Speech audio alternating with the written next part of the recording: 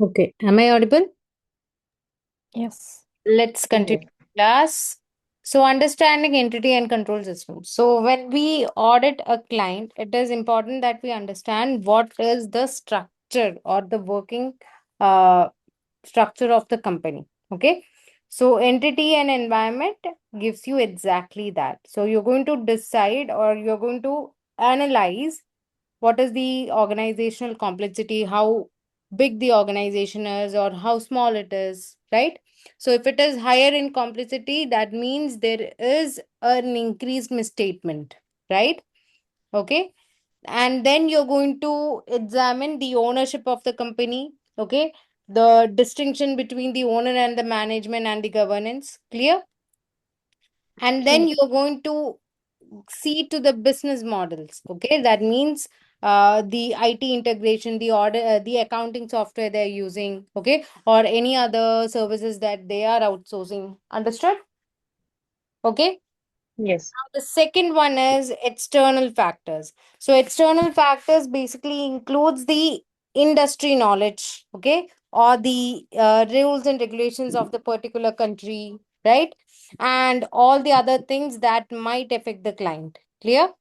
Third one is the financial performance measures. So you're going to use internal and external parameters in order to assess the financial performance of the client. Clear? Next is the financial reporting framework. Okay. So you're going to ensure that the client is actually following IFRS. Okay. And also you're going to verify that whatever the accounting policies that the client has placed is actually appropriate. Understood? Now, the last Okay. one is internal control system. So you're going to see the client's internal control system, whether they are strong, okay, and there is no deficiencies or there is no weaknesses in their internal control system. Understood? Okay. Understood. So this is a summarized version that would give you an idea. Okay.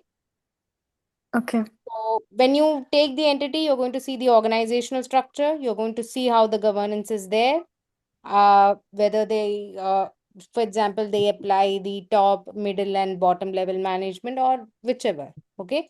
Then you're going to see the business model, okay, and any business risk that is going to affect the FS. You're going to see to the objectives and strategies of the client. Okay. You're going to see the incentives and the pressures that they put on the workers. You're going to see, is there any change in key personnel of the company? That means any director who has been resigned, anyone or anyone who has been newly appointed. Clear? And you're going to see the key customers and suppliers of the client. You're going to see the financing activities of the client, where they're taking loan from, okay, or where does their funds come from. Okay. Now the next thing is the environment. So environment basically involves, see, these things are there in SBL also. Okay. Now, in the environment, you're going Okay. to see the industry conditions, the laws and regulations, impact of any new laws that has been that has been come across. For example, here in UAE, the corporate tax, right? Next is the competition, okay? Then the economic conditions, what happens in the country as a whole or as in an international level. War has come, right? So we can see the fluctuations in the gold rates, right? So that is an economic condition. Now you're going to see the product, that is whatever they're dealing with, its technology. Okay, then you're going to see the cyclical and seasonal activities of the company. You're going to see whether the company is exposed to any volatile conditions. Clear? Now, Clear. applicable financial reporting framework involves industry specific practices. For example, in certain kind of clients, depending on how the client is working, the IFRS 15 will change. Okay. So, for trading company, that is the normal course of business, the IFRS 15 is just the 5 steps, right? When it comes to a construction company, the IFRS 15 gets a new direction. Understood? Okay. So industry specific practices should be there according to the IFRS, revenue recognition policies, right? The financial instruments, how they're recording, right? If they are recording it through P&L or through OCI, clear? Next is the unusual or complex transactions in the business. Okay. Any expected change in the IFRS that might happen. For example, IAS 1 has been changed, right? So from 2027 onwards, company has to report their FS in accordance with IFRS 18, right? Next Mm-hmm. is if there is any areas where they lack authoritative guidance, or if there is any area where the IFRS is not so strong. Clear? Now, Yeah. entity's internal control system involves the control environment. That is how, in what manner are they keeping the internal controls in place? Okay. Next is the risk assessment process within the entity. That means within the client. Okay. Now you're going to see how these controls are being monitored, their information system, that is their IT systems, their control activities that are in place, their control deficiencies, if any. Okay. Is the internal audit keeping their good function, or is the internal audit being done properly?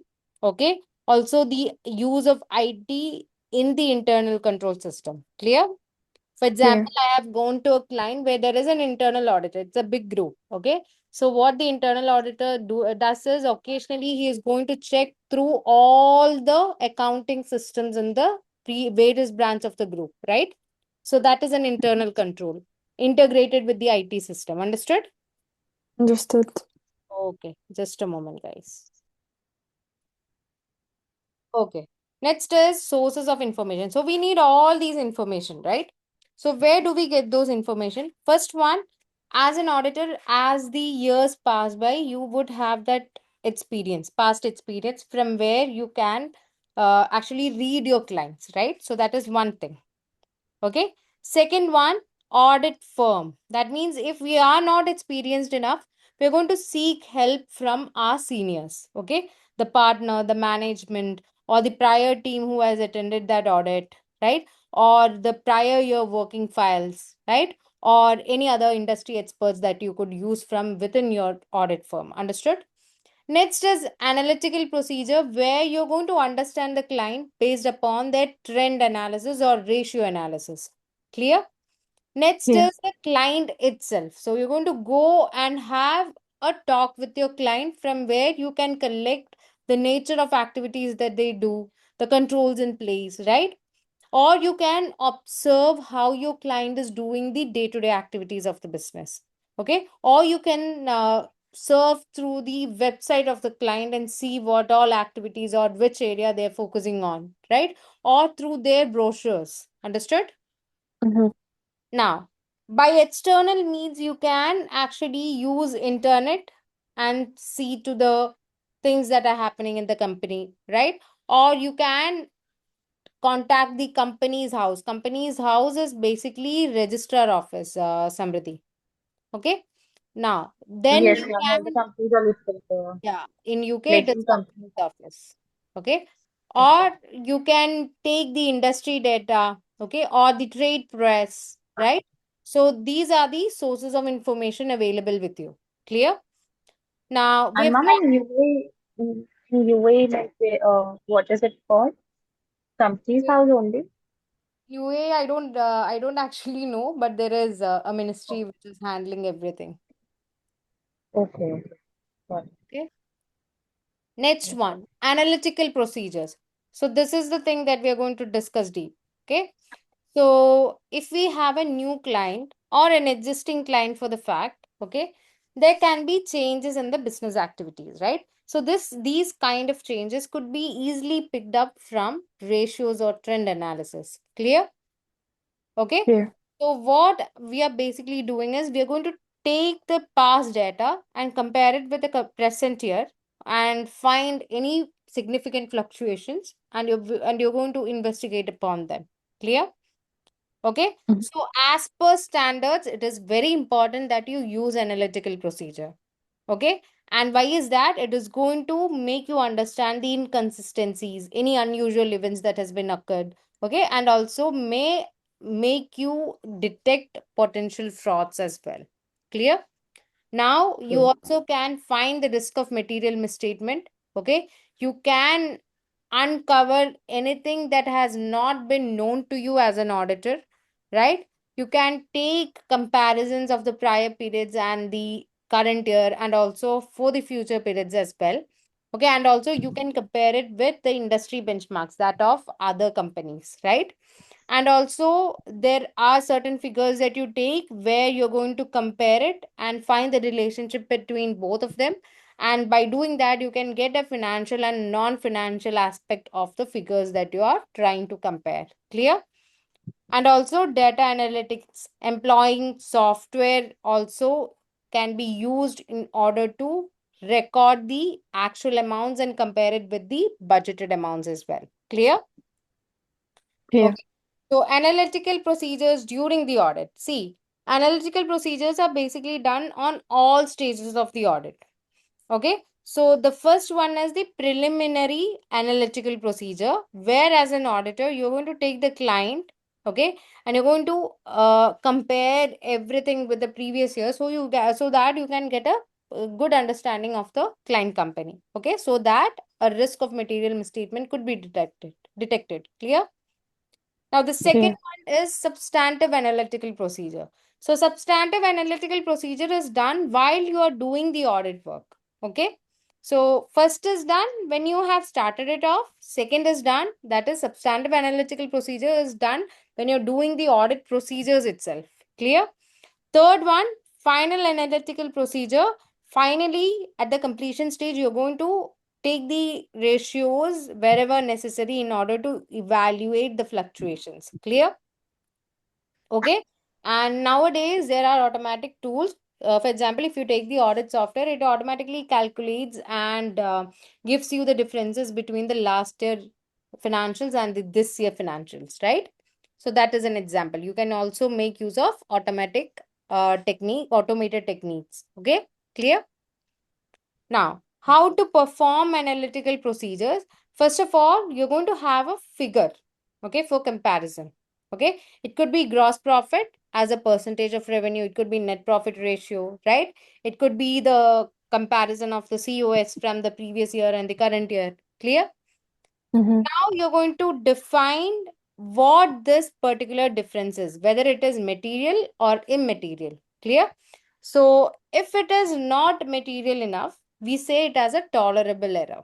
Clear? Mm-hmm. Third one, you're going to calculate the differences and you're going to again compare it with the prediction that you have done on one. Clear? Clear. Fourth one, if the differences is very material or is significant enough, you're going to investigate or have discussions with the management. Clear? Now, Clear. types of analytical procedure. First one, trend analysis. Okay. So, trend analysis basically looks over the changes in the values over a certain period of time. So, let's just say if we are doing a business non-audit service, let's just say business valuation, you're going to take last 5 years figure or last 10 years figures. Clear? So, that is called a trend analysis. Now, ratio analysis is when you're going to compare relationships using the financial and non-financial components. Clear? Third one is reasonableness testing, where you're going to compare expectations on the financial or non-financial data with that of the actual data available. Clear? Clear. Understood?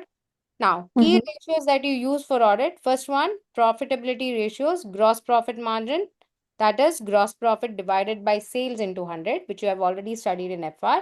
Operating profit margin is operating profit divided by sales into 100. Okay, here the auditors are expecting that the cost and sales relationship is going to be same or almost in an arm's length every year, right? Okay. So if there Mm-hmm. is a high fluctuation in the figures that you have obtained, then that means there are some manipulations that is being happening, right? Okay. Now, it could be like you're going to always keep a questioning mind. That is your professional skepticism, right? So if you have seen an increasing trend in the gross profit margin suddenly, okay, that means from last year to this year, there has been a huge change. You're going to suspect that the revenue must have been overstated, right? Or the cost of sales is understated. How? Maybe the purchases is not recorded properly, or the closing inventory has been valued more overstated, right? Clear? Clear. Now the second one is efficiency ratios. So efficiency ratio is connected with the receivables, payables, and inventory holding period. Also asset turnover ratio. Okay. So what is a receivable collection period? Receivables divided by sales into 365. Clear?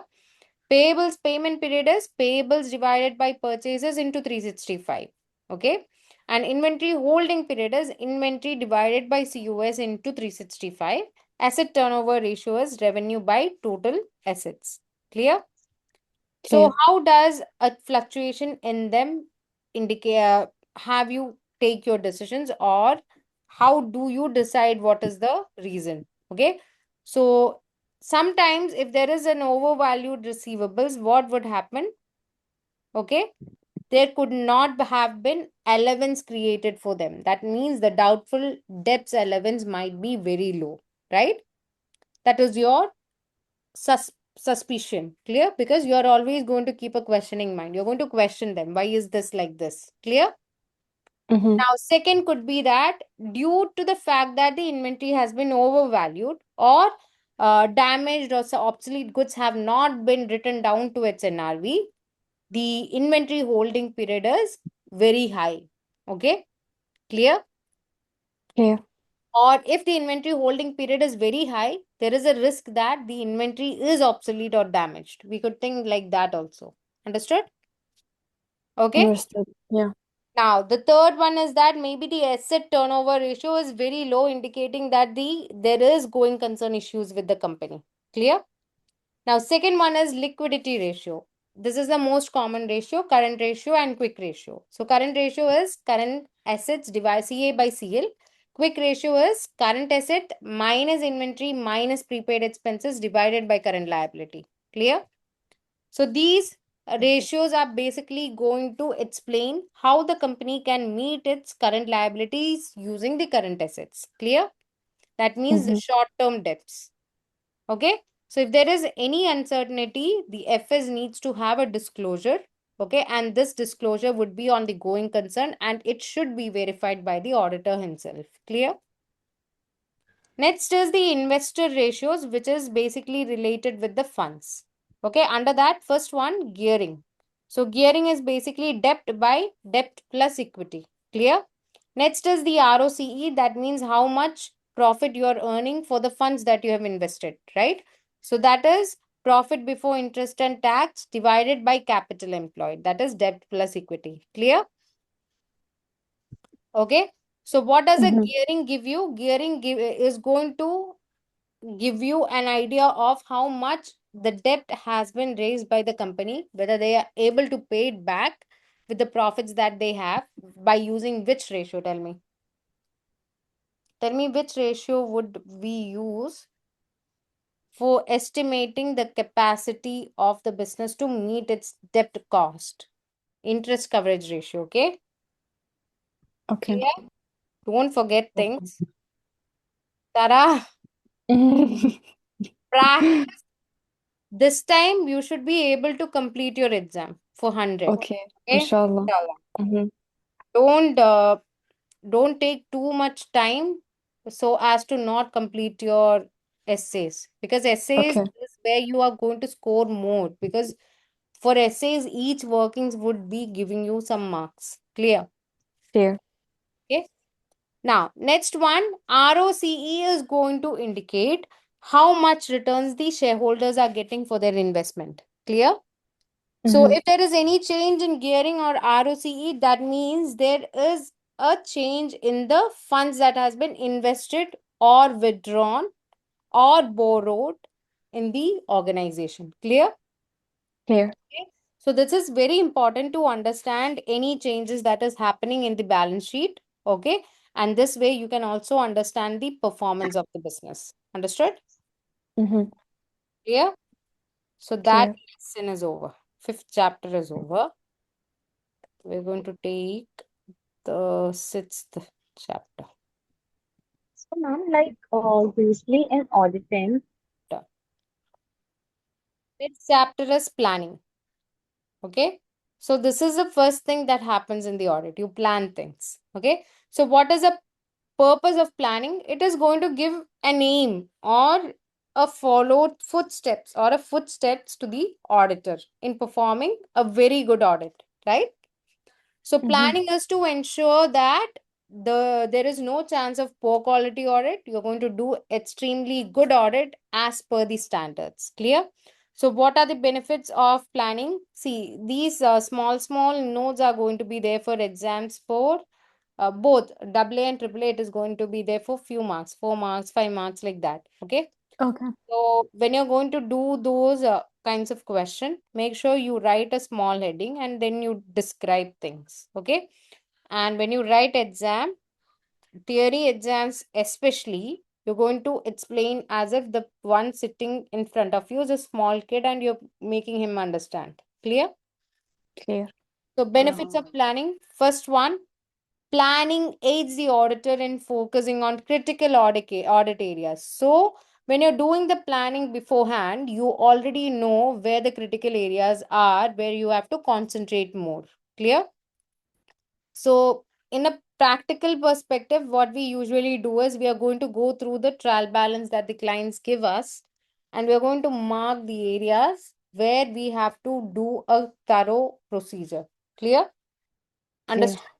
Most Yes. common Clear. things are bank confirmation. Okay, most common, the easy ones are bank confirmation because you need to get the correct amount in the confirmation as that of the TB of the client, right? Just an Mm-hmm. example.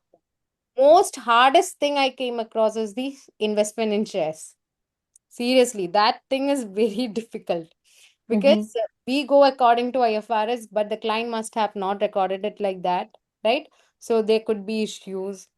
And the second difficult thing is IFRS 16, that is lease. Okay. That is also Mm-hmm. a major problematic area. Third thing is the client's overuse of current accounts. So that is also a problematic area. So when you step into audit, these are the things that you're going to look into. Clear? Second Clear. one, identifies and resolves potential issues promptly. So when you plan things, you can promptly identify those things in the client and then solve it quickly, right? Organize and manage efficient audit. So in order to do an efficient audit, planning is going to help. Okay. Also, when you do planning, you know beforehand what type of team that you need in your uh, audit auditing of that particular company, right?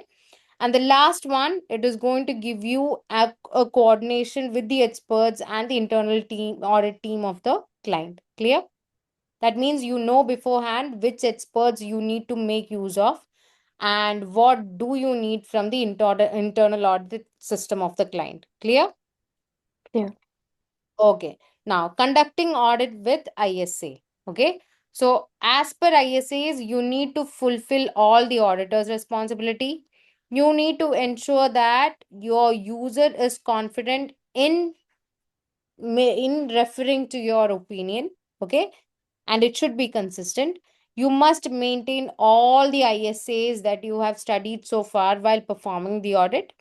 You're going to provide a measure that means your work should be as per ISAs, right? And you're going to be assessed on the standards itself. Clear? Clear. Now, next is professional judgment. So when you do an audit, okay, there are standards guiding you all the way, right? But when you do the audit for a certain period of time, with that training, that knowledge, you develop the skill, right? Okay. And this skill would give you a professional judgment ability as well. That means wherever needed, you're going to modify things in order to do a very good audit, a quality audit. Clear? Clear. Okay. Now, planning process. First one is the preliminary engagement, and this deals with all the prior things that happens before the audit. Clear? And it Mm-hmm. involves acceptance and continuance procedures that we have already learned. Okay, it involves complying with the ethical requirements we have already learned. It's going to avoid the engagement letter itself is going to avoid any areas of misunderstanding between the client and the auditor. Clear? Clear. So what does planning activities involve? it has two stages: audit strategy and audit plan. Clear?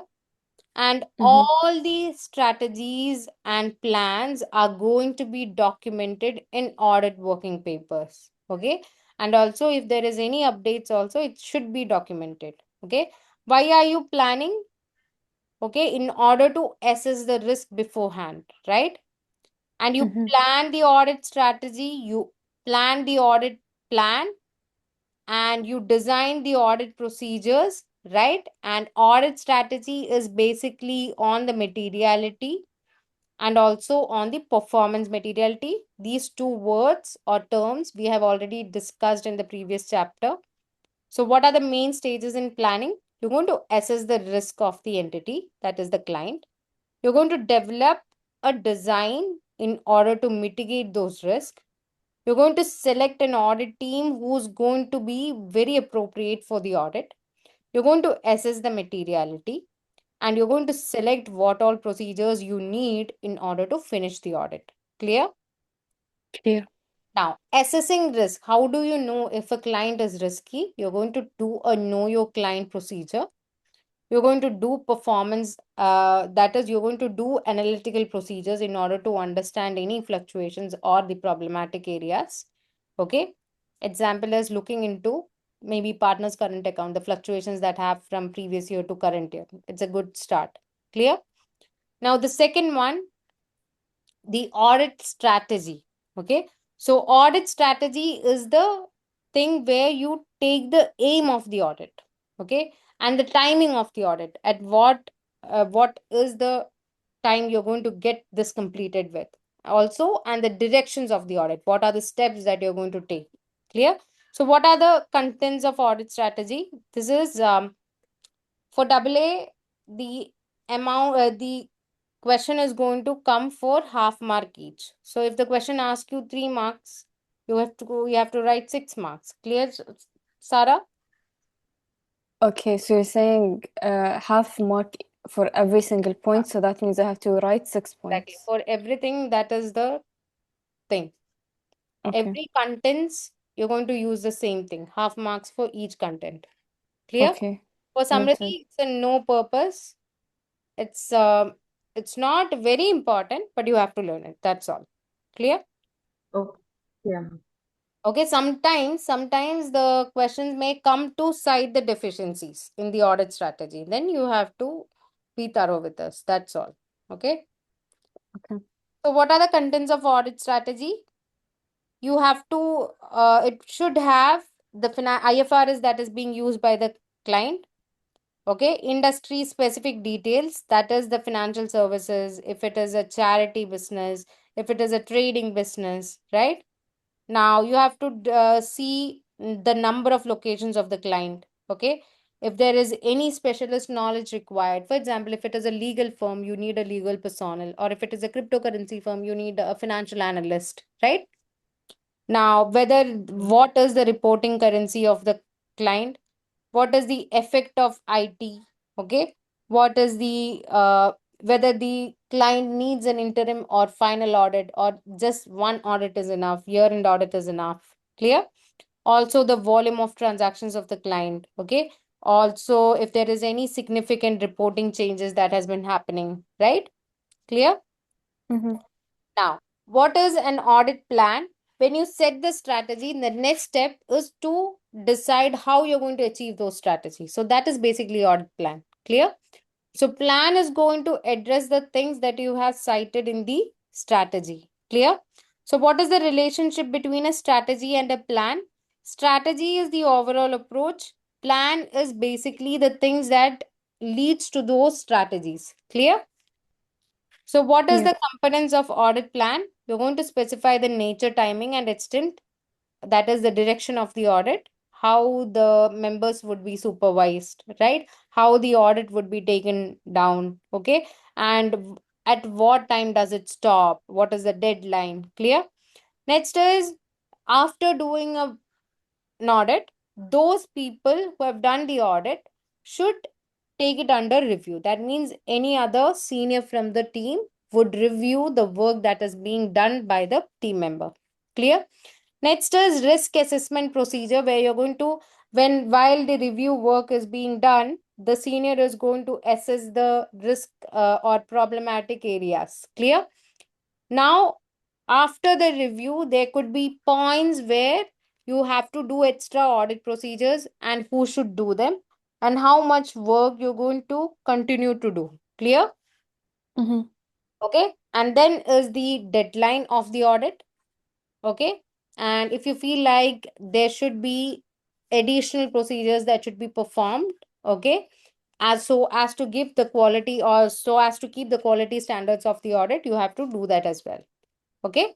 Now, in big companies where it is very difficult to do a one-time audit, you're going to split the audit between two periods, and that is called interim and final audit. Clear? Clear. So, if there is an interim and final audit, you have to consider the time. Okay. That is whether or not this particular client has enough transactions where an interim audit is necessary or not. Clear? Okay. Okay. So, interim Mm-hmm. audit is basically for larger clients. Okay. And even if the cost is having a very good big hike, you have to do it. Okay. And the client must be aware of it as well. Right? Interim Mm-hmm. audit for those clients is going to reduce the risk of material misstatement. Clear? Clear. Okay. There is two stages of audit process in the interim and final audit. Okay. There is going to be a sequential stage, right?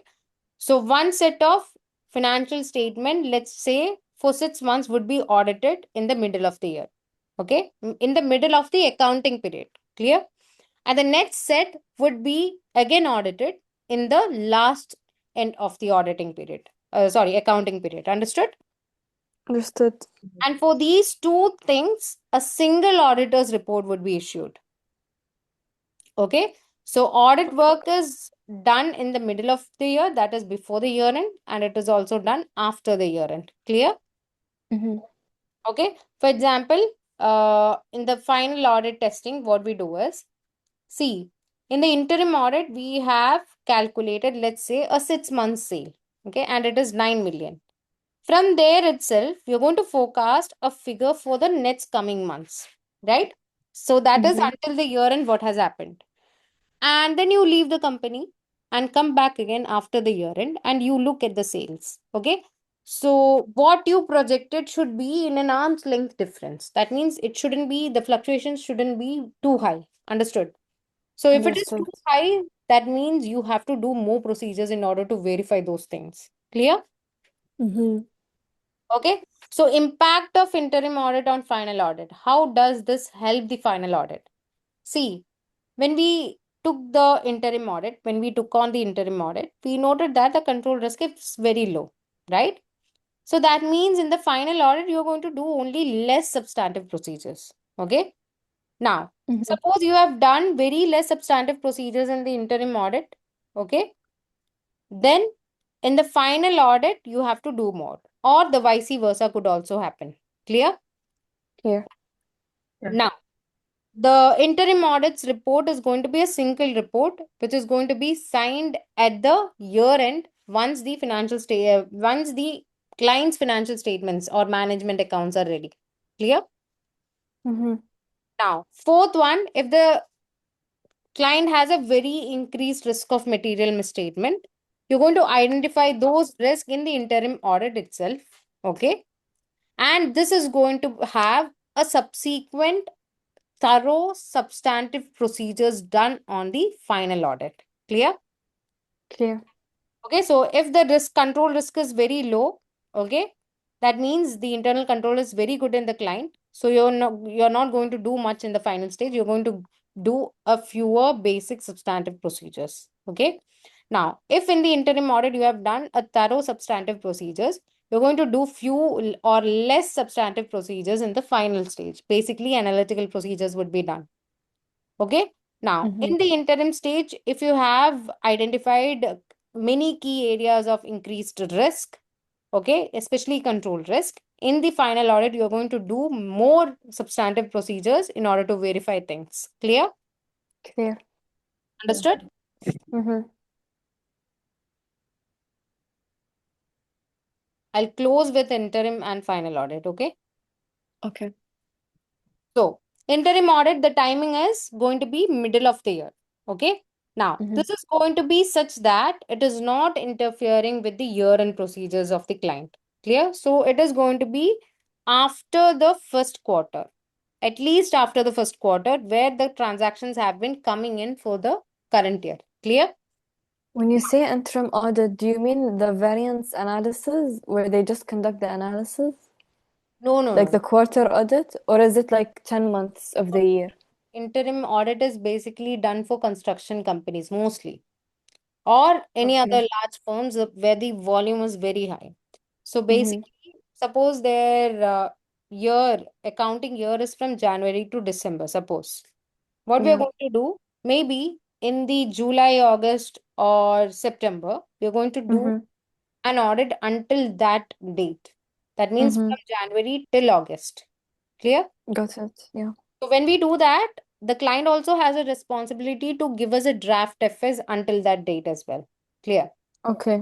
Clear. We are going to do a normal audit over the 8 months period or 7 months period of that particular company. Understood? Mm-hmm. Okay. It's called a review, interim review. Okay. Okay. Now, this should not be early enough because we need records. We need transactions to take place in the client, right? So it Mm-hmm. should be late. That means it should have been at least over 6 months the accounting years had started. Clear? Mm-hmm. Clear. Okay. So when does the final audit take place? It takes place after the year end. Okay. So whenever the client is ready, we are going to go and do the final audit. Okay. Mm-hmm. So basically, if the 2020, see, this is 2025, right? So when will we do, we will be doing, we must have done the interim audit last month. Suppose we need to do the final audit, right? But we are not Mm-hmm. going to go in the January itself in order to do the audits because it would be evident that the client is just finalizing their accounts, right? So we would Mm-hmm. wait for 3 months or 4 months after the year end in order to do the final audit. Clear? Clear. Okay. Now, what is Mm-hmm. the purpose? The purpose is such that the auditor can actually spread their procedures and plan very efficiently. That means most of the clients' works must have been verified by the interim stage itself. So he needs to do very less work on the final stage. Clear? Clear. So this is going to be very useful if there is a detection risk due to the tight deadline, right? So we have to do the interim audit because it's way more easier. Clear? Clear. So in the final audit, what we basically do is we are going to get sufficient appropriate audit evidence and with respect to the financial statement which the auditor is going to be reporting on, right? Mm-hmm. And the auditor report is only issued once for interim and final, only one auditor's report is issued. So what are the work performed in the interim stage? You're going to document the systems and controls. You're going to evaluate whether there is a strong control or base in the organization. Also, you must be taking material transactions and testing them, that is verifying them. For example, new non-current assets that have been purchased. IFRS 15. Clear? Clear. Clear? So you're going to test the sales, purchases, and the payrolls. So half of the work must have been already done in the interim stage. Understood? You're going to Understood. assess the risky areas in the interim audit, and you're going to do thorough examination in the final audit, right? And also maybe you're going to observe the perpetual inventory counts. Clear? Mm-hmm. Understood? Now, in the final Understood. stage, what happens? There is going to be a statement or opinion that is going to be given in one single report at the year end. Okay. There could be transactions which has been newly entered into the client company since the interim audit has been done. Okay. You're going to test a year-end work. That means a year-end testing would be done. Okay. You're going to obtain evidence that the controls tested in the interim audit stage is still continuing at this point of time. Okay. You're going to complete all the activities in relation to checking whether the client has any going concern issues or if there was any subsequent accounts that has been subsequent events that has been reported. Clear? And Clear. also if the management has done their part in communicating them with you. Clear? Understood? Mm-hmm. Yes. Now, the third stage is to select the audit team. So, based upon the risk assessment, you're going to select the audit team. For example, if you have taken a new client and the client is a cryptocurrency, okay, dealing with cryptocurrency, so you need someone from the audit team who has a very thorough knowledge of that particular scenario. Clear? Mm-hmm. Now, fourth one, assess materiality. So you have to assess the materiality. So if the risk is too high, the materiality is going to be set very low. If the risk is very low, the materiality is going to be high. Why is that? If the risk is high, you have to detect the materiality as and when it occurs, right? So you're going to keep the amount very low. That means the lowest error would be something that you catch quickly. Understood? Okay, Understood. guys? Now, the last one, Mm-hmm. audit procedures. So, when you have laid down the materiality things and stuff, when you see any changes or any fluctuations or any concerned areas or risky areas, you're going to decide what procedures you're going to do on them. Clear? Mm-hmm. Clear, no doubts, right? Yeah, so far so good. Yeah, we have got two more topics from this chapter and then it would be done. Okay? Audit file Okay. and some of the continuation of the risk. Okay? Mm-hmm. Okay, guys, we'll stop here.